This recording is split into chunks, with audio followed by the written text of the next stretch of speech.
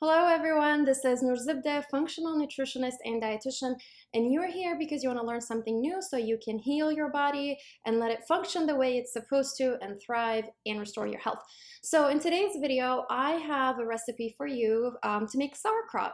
Back in the days, everybody used to ferment their vegetables because there were no refrigeration, and now we have fridges, freezers, so we don't have the need to ferment as much, but we are losing on very important superfoods because fermented foods have live cultures and healthy bacteria that are going to be very important for our health. So we're going to start with a head of cabbage. Clean out the dark leaves, or if any leaves that are bruised, and we are going to cut it in half. We are going to remove the core. All right, so we're going to cut the cabbage, and you don't really need any specific equipment, just a large knife will do the job, and try to keep it the same thickness. And we like it somewhat thin. And we're gonna put it in a bowl, in a large bowl, break it apart. Keep the stems, we're gonna use them. Now we have half the cabbage in here. And what we will need to do is add salt. I have about a tablespoon of salt. Use high quality sea salt, and it's okay, we want the salt because that's what is going to ferment the cabbage. Just let it sit for 10 to 15 minutes because salt draws water out of the cabbage, and so that makes the kneading a little bit easier. Alright, so now that we let the cabbage sit for 10 to 15 minutes, you can see it starts to sweat, so there's water. And I have a helper in this part. Do you want to help me do this? Okay, so what we need to do is knead the cabbage, and that will draw more water. And if you got people with muscles, do you have muscles? Yeah, you sure? Okay, so this is what we're gonna do, okay? You gotta squeeze. You gotta squeeze it, and you can see my water, my hands will come out wet. You ready for this?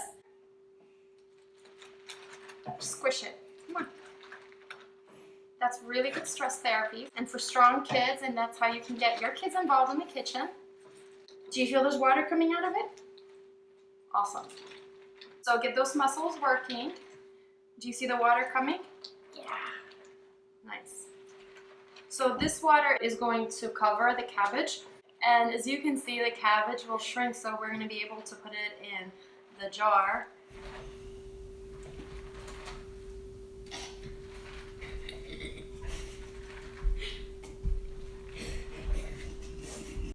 Alright, so now that half of my job is done for me, we're going to put it in the jar, wash it with warm water and soap, and that's all that we need. We need to pack it as much as possible. I have half a head of cabbage, and I'll probably will make the other half to fill the whole jar. So this is amazing how when you add the salt, it all shrinks. And you want to press it as much as possible so that there are no air bubbles. So you want to use that water. This is the, instead of making like a brine, we are going to use that salty water in here. Alright, so I needed a second jar because this cabbage is bigger than I thought. It didn't fit all in here. This is my Vitamix, I guess, shaft that we can use to push the cabbage inside.